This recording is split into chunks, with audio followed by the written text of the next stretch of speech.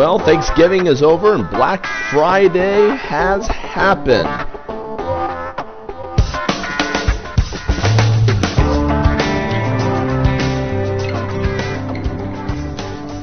Myself, I slept in until 10 a.m. and my wife got up in the wee hours of the morning to go shopping for Black Friday. And so anyway, parking lots looked very full because I got out about 11 and I couldn't believe how many people were out. So hopefully retailers had a fantastic day today. I think when I say today, because I'm burning this on Black Friday. So let's get right to it. This is how the markets ended on Black Friday on light volume.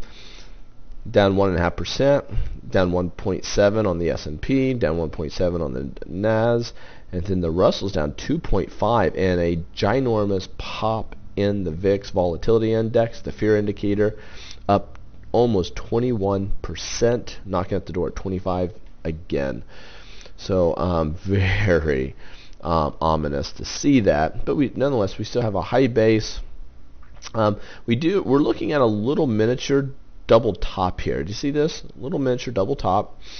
But the big picture is this. We have this big upper trend line with these two blue lines right here. We stay in this uptrend, but then the purple lines, you can see the slope is decreasing. We do have a high base, but the high bases haven't been working out here as of late. So I'm watching this pretty closely. For this to be a true double top, we would need to close below this swing low. We haven't done that yet, but if it does come down and find a support area right here and break that, the next area of support would be right here at this 1050 area, and then after that we're at the 1025 area, the 1000 area, and below, and then it could get really bad. Or if this high base breaks out, we'd be looking for a breakout over this, a little bit of support here, and then resistance here, and then major resistance right here at the 1150 area. So it's anybody's guess what will happen here in the markets. The VIX shooting up 20% is a little alarming, but let's bring in a bigger time frame. This here is the weekly. Have a rising wedge. We continue in that. This green line that I have coming across is the support area, resistance area.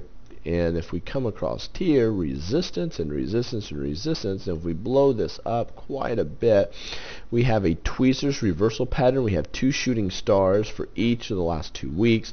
That's ominous. Don't like that. Now this could turn into what's called an ascending triangle. An ascending triangle is bullish. We'd get a breakout, and we'd have some resistance around this 1150, just like we were saying on the daily. If it breaks down, we will have some immediate support at 1070 area, but if it breaks below that, bad things could happen. So yeah, so watch this. We have a bearish divergence taking place also on the MACD. Probably hear it in my voice, got a little bit of a cold here. S&P monthly looks the bullish out of all of them because we broke over this big trend line. We're over the top of it right now. And we only have one more day left in November for this month to close bullish. It needs to stay above this trend line. It looks like that's exactly what it's going to do. So that'd be a nice bullish play here. MACD is over the zero line, and we're continuing to get positive ticks here on the histogram. So the only thing that would cause this market to get bearish is if Monday we get a huge sell-off. It would have to be a sell-off of all sell-offs for that to happen. Just don't see that as being probable, but anything can happen. And yeah, I'll call it like I see it, just like I always do. And then let's bring in FinViz. Alright, and I like to go to the groups, take a look at that. Here's the 1 week performance. When you look at a sector rotation, after a recession, or after when expansion is over and recession is about to begin, healthcare is next in line. Healthcare does the best at the beginning of a bearish sector rotation cycle, and we see that the sector or group that you want to be the The strongest is actually the weakest. That's our financial group. The financial group for the week did the poorest, which is really not a good thing, and because it spiked up. Financials really starting to fall out of bed. For the month performance, now the month isn't over with yet, but financials, look at this, have done the very poorest. It's lagging everybody else by a lot. 3-month financials barely noticeable, and that's a big difference from what we were seeing a few months ago.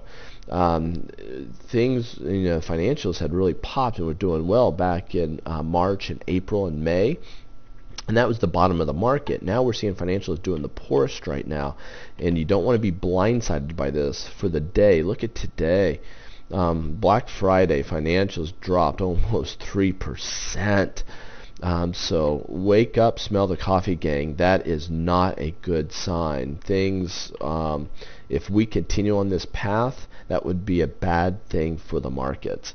So anyway, have a great rest of this weekend, and looking forward to some new things. Gang, we have some new things coming with free trading videos that we're very excited about, and we've been saying this for a little while now, but just trust me that we've got some incredible things that you'll be looking forward to the new year. When the new year gets here, you're going to see some awesome things. You'll want to make sure you're plugged in. You want to make sure you're registered. Be a registered guest or user on our site. It's free. Take advantage of that now. So hope to hear your comments. Thank you for being a part. Take care and happy trading.